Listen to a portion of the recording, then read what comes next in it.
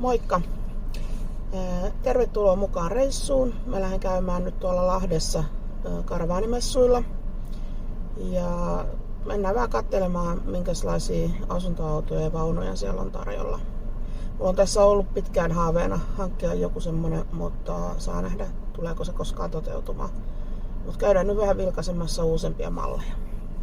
No, tää reissuhan tyssäsi heti alkuunsa.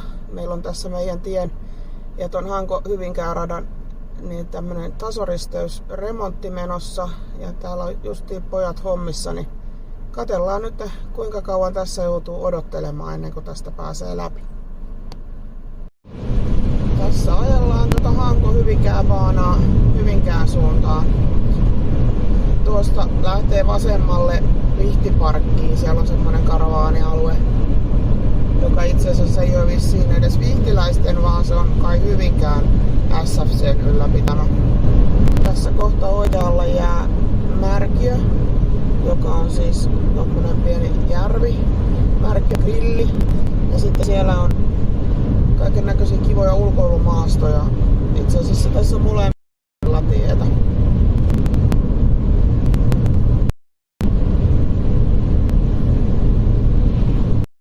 Tää sitten Hanko-Hyvinkää tieltä tuohon Lahden motorille. Tässä Lahden motorin varressahan on näitä tämmöisiä taideteoksia eri risteyksissä, niin tässä Määtsälän risteyksessä on tommosia kivipaaseja. Mä kaivelen jostain sit teoksen nimen tähän, niin laitetaan se sitten tekstinä. Ja sitten lähtee kiihdytään moottoritielle.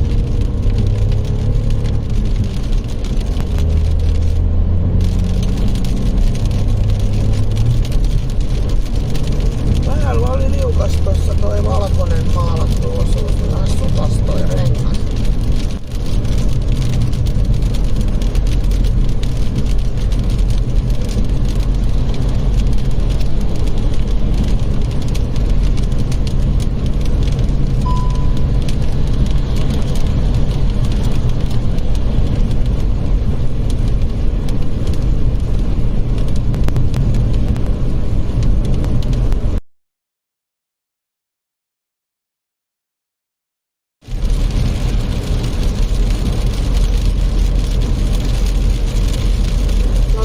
Orimattilan risteys, niin tässä on toi tommonen liehuva harja taideteos. Mä kyllä aina välillä luulen, että se on silmäripsa, mutta kauneushan on. Tässä jää oikealle puolelle tuuliharja. Tää on semmonen legendaarinen paikka. Muistan silloin aina pikkulapsena, kun lähdettiin Espoosta kotoa mummolaan tonne Kuopion lähelle Tuusniemelle, niin tässä oli yleensä aina sitten semmonen ensimmäinen taukopaikka ja tuolla on noin hienot hevoset, tuolla hevospatsaat, niitä piti aina käydä sitten taputtelemassa. Mulla itse asiassa tälläkin reissulla oli tarkoitus pysähtyä tuossa, koska siinä hevosten luona on joku geokätkö, mutta kun tää sää nyt on näin kova vesisade, niin minä on sen verran sokerista, että tällä kertaa en lähde sinne katselemaan itteen.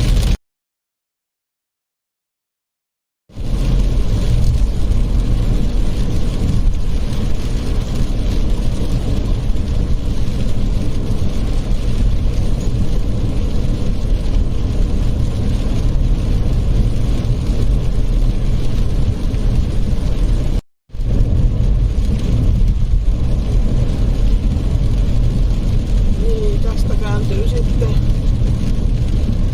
Lahti-Kujala.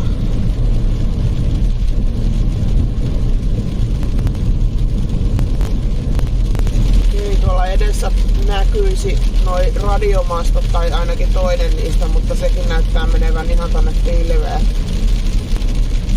On tää sää kyllä aika ällöttävä. No, näkyy siellä hiukaista radiomaston alaosa.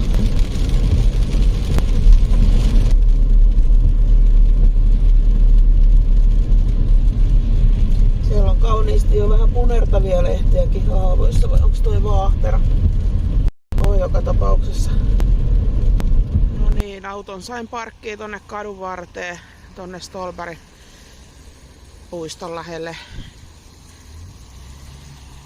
Nyt että tässä ei olekaan mitään ruuhkaa tässä ympyrässä, vaikka äsken just oli vaikka kuinka. Siellä pilkottaa Lahden hyppyrimäät.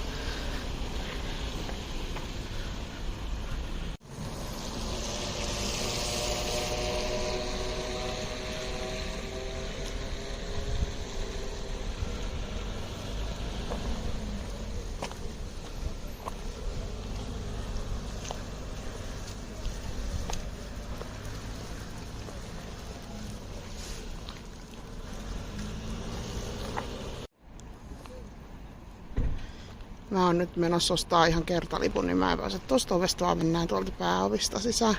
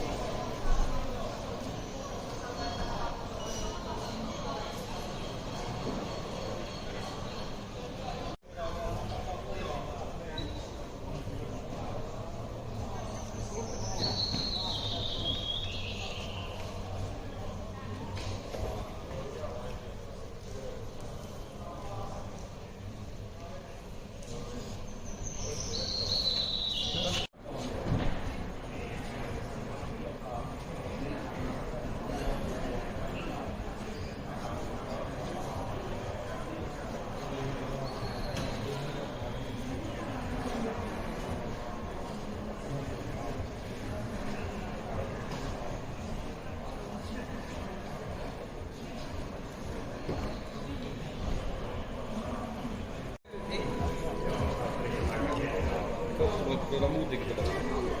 Aion. Lepätäkään tätä pitäisi miettiä.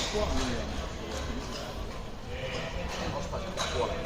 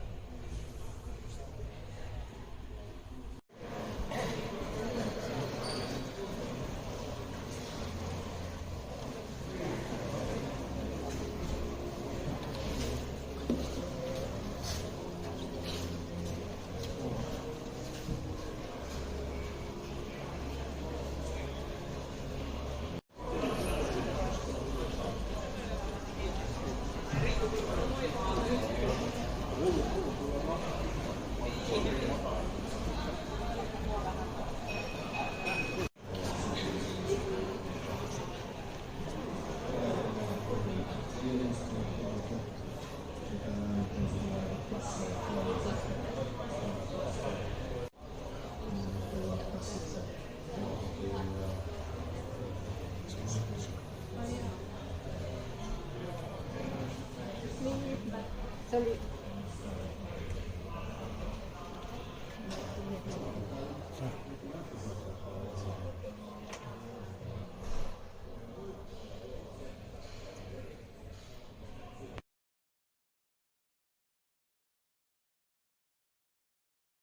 kyselty ja mun mielestä sitten taas paljon varoiteltu. Itsekin mietin, vaikka kokemusta on hyvin paljon ympäri Eurooppaa ja isolla tai tämmöisellä kohtuullisella autolla, niin pienissä kapeilla teillä ja kaikista ollaan selviydytty.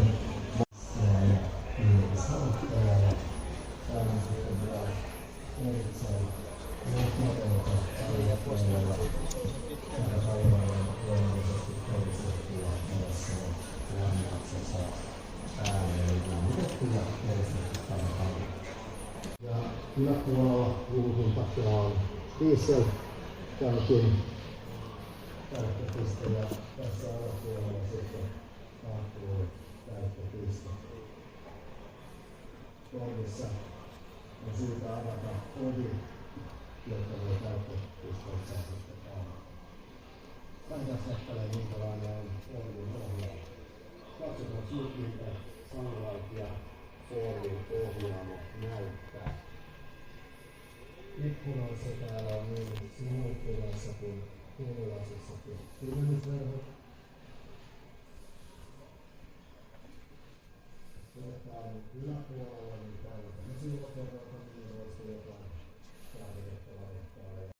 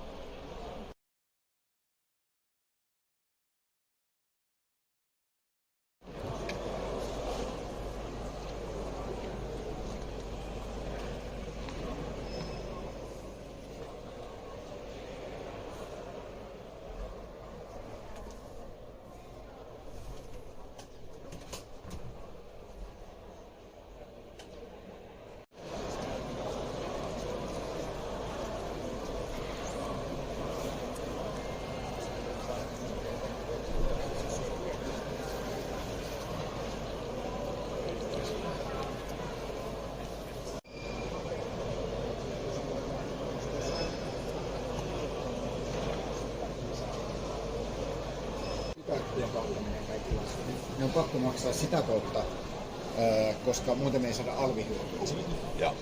Eli muuten me menetetään se alvi. Mä oon ollut aikaisemmin samanlaisissa kuvioissa niin monta kertaa.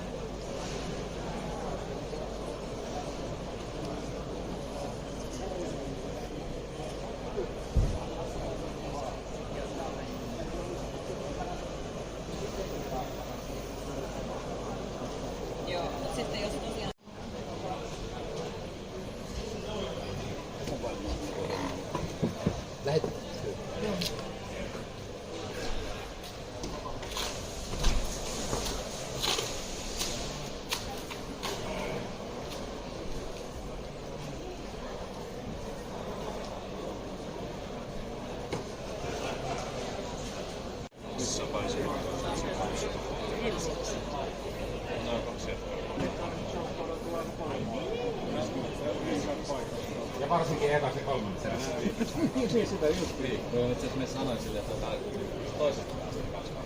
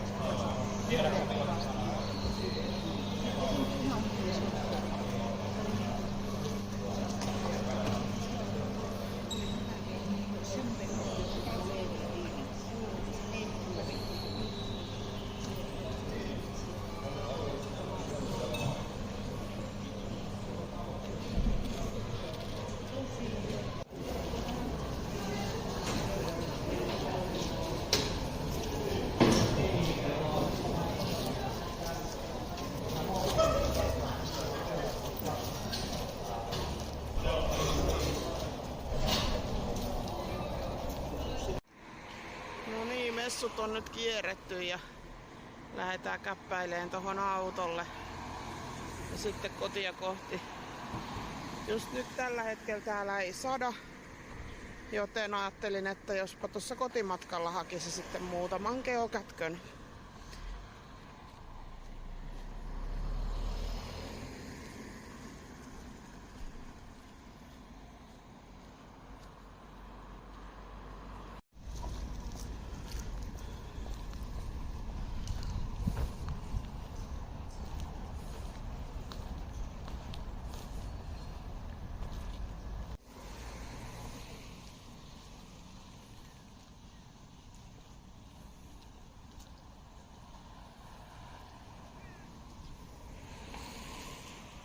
Nyt näkyy toi radiomastokin taas tuolta, kun ollaan vähän pois pilvestä.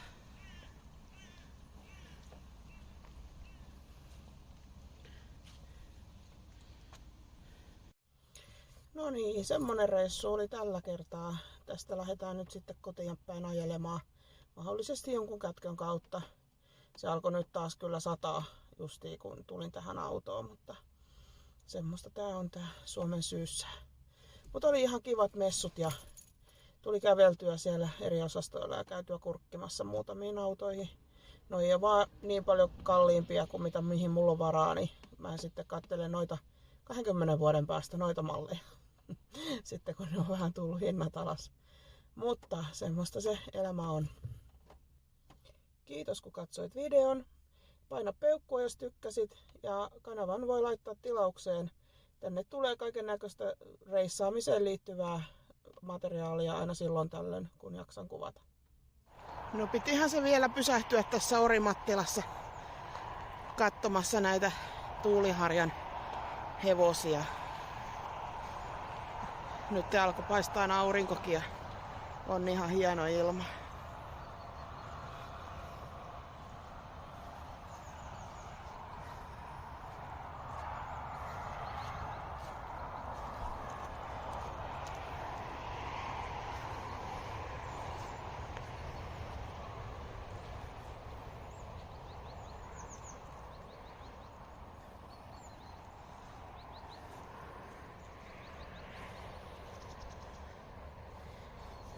Hieno heppa. Vähän sammalta kasvaa jo.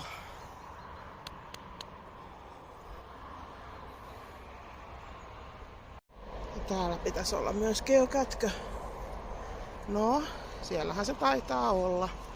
Ei oo oikein linnunpönttö toi, koska siitä on toi lentoaukko tukittu.